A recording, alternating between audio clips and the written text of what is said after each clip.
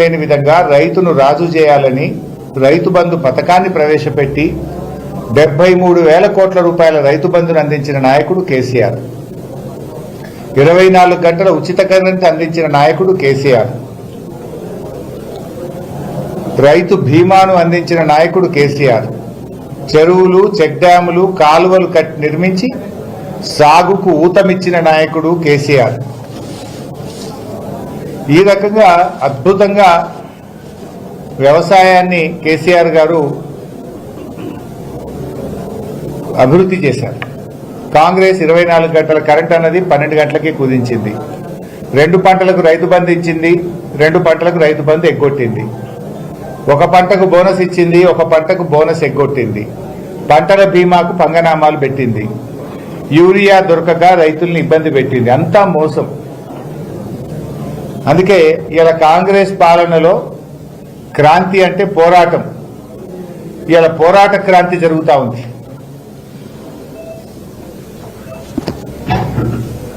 ఇకపోతే ఈ మధ్య రేవంత్ రెడ్డి గారి స్టేట్మెంట్ మీరంతా చూసుకుంటారు. ఏమన్నాడంటే, ఏదైనా బండి మీద తెలుసో తెలియక వేగంగా వెళ్తానో పెనాల్టీలు పడితే ప్రజల అకౌంట్ల నుంచి నేరుగా నగదు బదిలీ చేయాలని రేవంత్ రెడ్డి గారు ఆదేశాలు ఇచ్చారు.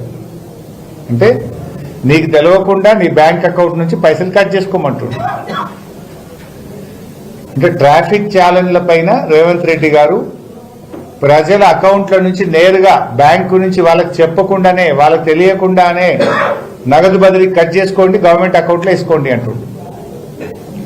కేసీఆర్ గారి హయాంలోనేమో నగదు బదిలీ ప్రజల అకౌంట్లోకి పంపిండు.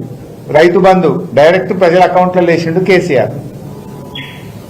అవ్వాతాతలకు 2,000 పెన్షన్ నేరుగా అకౌంట్లో వేసిండు కేసీఆర్. కానీ రేవంత్ రెడ్డి ఏమంటుండు, ప్రజల అకౌంట్ల నుంచి లాక్కొని ప్రభుత్వ అకౌంట్లు వేసుకుంటా అంటుండు రేవంత్ రెడ్డి. అసలు ప్రజలకు తెలియకుండా తమ అకౌంట్ నుంచి డబ్బు తీసుకుపోయేటోళ్ళని ఏమంటాము? సైబర్ నేరగాళ్ళు అంటాం.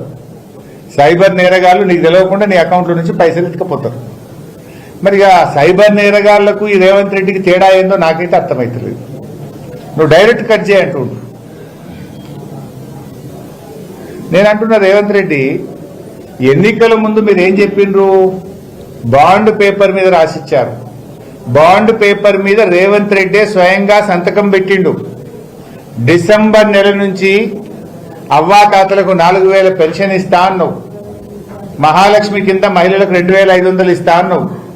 తులం బంగారం ఇస్తా అన్నావు. మరి అవి ఏమైనాయి? నువ్వు బాండ్ పేపర్ మీద రాసిచ్చి నువ్వు స్వయంగా సంతకం పెట్టి ఒట్లు పెట్టుకున్నావు కదా.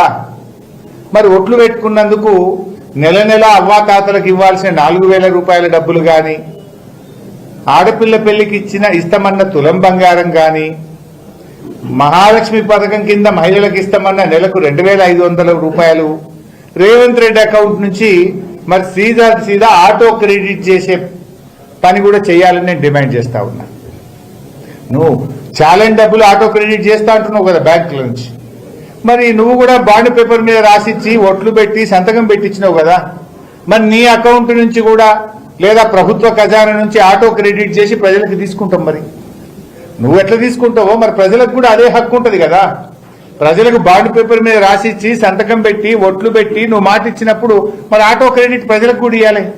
4,000 పెన్షన్ ఇవ్వాలి, మహాలక్ష్మి 2,500 ఇవ్వాలి, college fee reimbursement SC ST BC విద్యార్థులకు ఇవ్వాలి.